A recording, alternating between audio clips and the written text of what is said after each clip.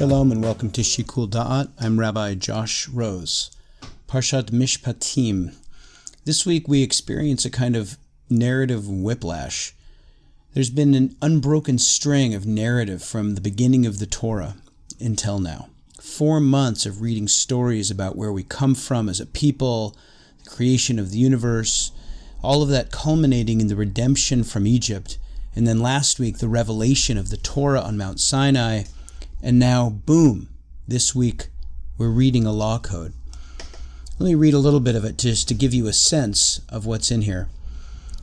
If men quarrel and one strikes his fellow with a stone or with a fist, and he does not die but falls into bed, if he gets up and goes about outside under his own power, the one who struck is absolved. Or elsewhere. If a man shall strike the eye of his slave or the eye of his maidservant and destroy it, he shall set him free in return for his eye. Another, if an ox shall gore a man or a woman and he shall die, the ox shall be stoned. There are other laws dealing with pain and injury we cause to another person, or what happens if you dig a hole and don't cover it up and somebody falls in it. The mitzvot here seem to be just a blur of civil laws that have no real meaning for us, mostly beyond historical interest. None of us owns a wayward ox, we don't have servants, and laws about striking or killing someone, well, those laws are already on the books in federal and state codes, so we're good. There's something beneath the surface, though, and if we dig around a bit, we'll uncover an essential teaching about the nature of Jewish spirituality. The way to begin that process is to consider the context of our parashah. And it seems that the Torah wants us to see a connection to the previous Torah portion. It begins like this: Ve'ele hamishpatim asher tasim lifnehem. Those are the first words of this week's Torah portion. It's usually translated as, these are the statutes that you shall place before them. So that's God talking to Moses, saying, here are the rules, here are the laws you shall place before the Jewish people. But that translation and many translations are missing an essential word, because actually in Hebrew it says, and these are the statutes. It begins with the word and. And of course the word and always signals a continuation of what was just said. So what comes before Mishpatim? Immediately before this week's Torah portion is the revelation, the 10 Commandments, known in Hebrew as the Aseret HaDibrot, the high point of the Jewish people's relationship with God. So how is Mishpatim, which deals with a vast array of largely but not exclusively civil law in great specificity, connected to these sweeping 10 Commandments which establish the foundation of the Jewish vision of holy life, which begins with Anochi Hashem Elokecha, I am Adonai, your God, and talks about honoring Shabbat and talks about honoring parents? How can those laws be seen to be in connection with these very specific civil laws that focus so much on damages and relations between people? Well, one way to see a connection between this week and what comes before is the very first law, which says, when you acquire a Hebrew slave, and the word for slave is eved in Hebrew, he shall serve 6 years. In the 7th year he shall go free without payment. Several more verses describe the scope of the Eved's rights. To our modern ears, these are not really sufficient. They seem very out of step. They are out of step. They deal with servitude. But the Israelites would compare them to what? To Egypt, the cultural experience of the last many generations, and the unlimited control and brutality Pharaoh could exercise upon the Israelite Eved. And yes, the words are the same. You might remember that during Passover we recite or sing Avadim Hayinu, we were slaves. Avadim is just the plural of Eved. So Eved in Egypt and Eved here in the Torah, in this week's Torah portion. So the Torah assumes that the relationship of service and obligation will continue. But now the Torah's law of right and wrong stands between the owner and the Eved. I don't think that it's a coincidence that the first law we get after Sinai deals with limits on how an Eved, a servant, can be treated. The Torah seems to be using the experience of the people to frame a larger message, one that I'll get to in a moment. But for now, I just want to point out that this is how we always approach the Torah. The concerns and questions we have in our own lives are the lens that we use to ask the spiritual questions we have, just as the spiritual concern of the Israelites was their own subjugated state, their own slave mentality, and this was how they began their approach to Torah. That's why there is some truth in that Jewish truism that the question is more important than the answer. So we should always keep that in mind whenever we study Torah. But let's return to that little "and" at the beginning of the Torah portion and look at 3 answers as to how it connects our Torah portion to the previous one containing the 10 Commandments.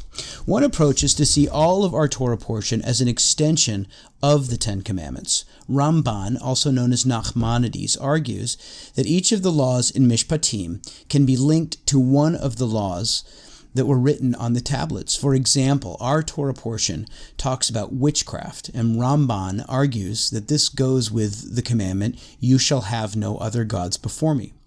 The laws dealing with punishment and murder go with "you shall not murder," and so on. So that's one approach to understanding the word "and" its in the connection between the 2 Torah portions. There's another teaching that I like because it points to something even deeper. All of our Torah portion is actually an extension of the 10th commandment. So says Ovadia Sforno, the 15th century Italian Torah commentator. The specific civil laws of damages and property and all the rest all really grow out of the commandment, Lo tachmod, do not covet. If I don't lust after your stuff, I won't steal it or damage or harm it, I won't hurt you. If we can avoid jealously yearning for those things that our neighbors have, this view promises, we can avoid all kinds of social conflict. Or, looked at in the other direction, a harmonious society stands on the inner balance of the individual. Now, the problem with this view is that it doesn't seem to cover absolutely everything in our Torah portion. For example, how does witchcraft connect to coveting? But I think Sforno is picking up on something that has intrigued other commentators, and that is only the first commandment, which is, "I am your God," and the last commandment, which is, "You shall not covet," have to do with a certain inner state. All of the others refer to required or prohibited actions. So do not covet is special somehow. Is there something unique about this inner spiritual state, this contentment, that points to a larger truth? This brings us to the Shem Mishmuel, a 20th century teacher whose Kabbalistic writings seek out the essence of the Torah. He actually begins by talking about something we haven't discussed, and that is the Shemitah, or the year of rest for the land, and the law that servants are to be let free in the 7th year. Though he begins elsewhere, his conclusion that I want to talk about is relevant to our discussion. I wonder actually whether he had the vast civil laws of our Torah portion and "do not covet" in mind as he wrote.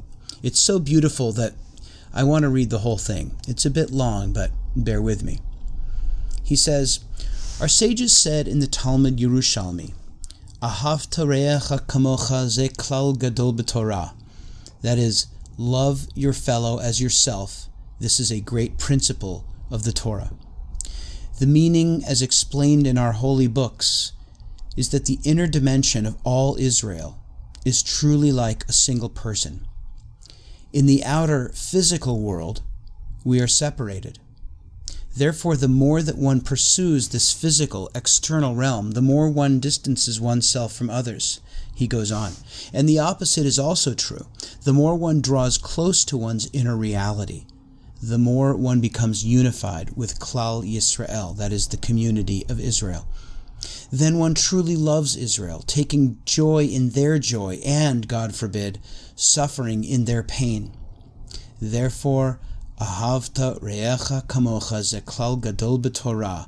Love your fellow as yourself. This is a great principle in the Torah. This is the true foundation of how one draws after that inner dimension, which is the goal of the entire Torah. Perhaps this is what is meant in the Talmud when it says, "The entire Torah is for the paths of peace," meaning that we should pursue the inner dimension, and then there will be peace upon Israel, because we will all be a single person.